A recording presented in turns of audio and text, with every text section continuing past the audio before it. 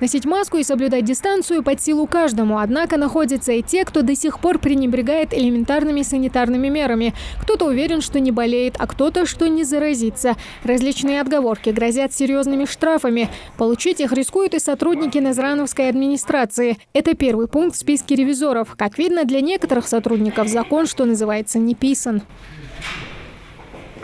Впрочем, после разъяснительных бесед маски и антисептики все же нашлись. Да и сами работники мэрии уверяют, это единичные случаи нарушений. В администрации проводятся беседы с сотрудниками, мы соблюдаем масочный режим, также соблюдается дистанционный режим, предоставляются все антисептические средства, проводятся ежедневные уборки по обработке помещений, также мы информируем население. На проходной, да, у нас всегда лежат маски, есть антисептические средства.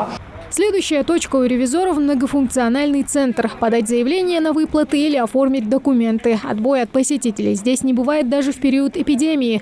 Поэтому такого рода предприятия сферы услуг на особом счету у контролирующих. Вам же дают указания, соответственно, одевать маски. Ну,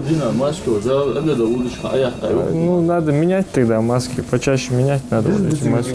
С такой безответственностью борется с помощью предписаний и протоколов. После МФЦ прямиком на торговые точки. Небезызвестное синее здание – конечная точка ревизоров на сегодня. Если в обычное время здесь нет отбоя от покупателей, то из-за пандемии их на порядок меньше. Но это не повод пренебрегать масочным режимом. Почему не одеваете маску? Почему я в маске?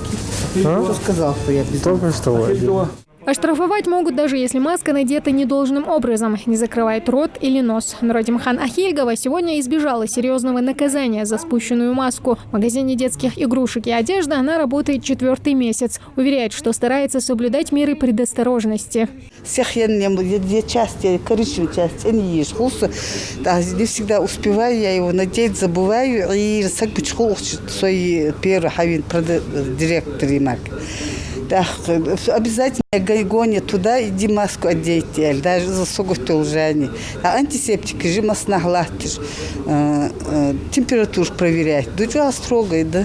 Впрочем, строгие меры в торговых заведениях применяются не только к представителям сферы услуг, но и посетителям. Запас маска жолужи, салфетка жолужи, маска сакхачвейте, цицухужуача, одалутрошки маскаш, масло маск жолужвар, цахамдас, у нас все в порядке. Попросить выйти или отказать в обслуживании могут в любом магазине, если клиент не соблюдает меры предосторожности. Об этом предупреждают и пояснительные таблички, расклеенные по всему торговому залу. Здоровьем клиентов и работников руководители не рискуют пренебрегать. 99% у нас магазинов расклеены, что вход без маски запрещен, чтобы дистанция соблюдалась. И плюс дополнительно в каждом магазине есть антисептик и, соответственно, сделаны разметки. Плюс мы, когда бывают случаи нарушения режима, мы магазины опечатываем, закрываем. В входах стоит охрана, предупреждаем, у кого нету маски, сразу же там выдают маски, есть дополнительно. А также дополнительно мы эскалатор включили только в одном направлении, чтобы люди соблюдали дистанцию. Только за один визит контролеры выписывают десятки протоколов. Штрафы за несоблюдение масочного режима значительные. Для граждан от 1 до 30 тысяч рублей. Для должностных лиц от 10 до 50, а для предпринимателей от 30 до 50 тысяч рублей. В местах массового скопления людей выявили порядка 10-15 нарушений. Нарушения такие, как отсутствие масок, приняты меры административного характера. То есть они будут привлечены к административной ответственности. Соответствующий материал будет направлен в суд для принятия решения.